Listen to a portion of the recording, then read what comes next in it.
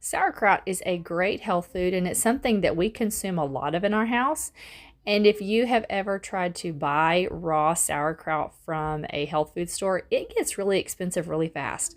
So I have started making my own. All it takes is a head of cabbage and some salt. So it's super easy and it's way cheaper for me to do it this way. So we're going to start off with a head of cabbage that I am going to finely chop and put it in my stand mixer. If you don't have a stand mixer, you can do this part actually just in a mixing bowl.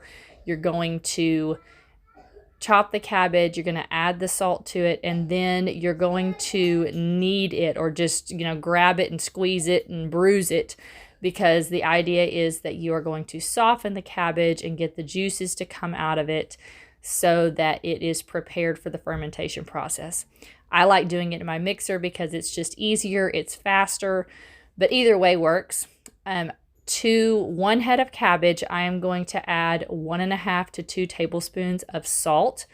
I like to use Himalayan salt because it is way better for you than the regular iodized salt, because it actually is real salt.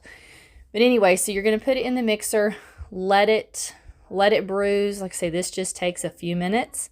And then from there, you are going to pack it in a jar, and you want to pack it down. There's going to be the juice developing in the bottom of your mixing bowl from that salt.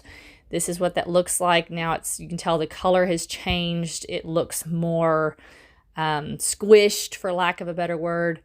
So here's my jar. It's just a 1/2 gallon size, and I'm going to tightly pack it in with my fist.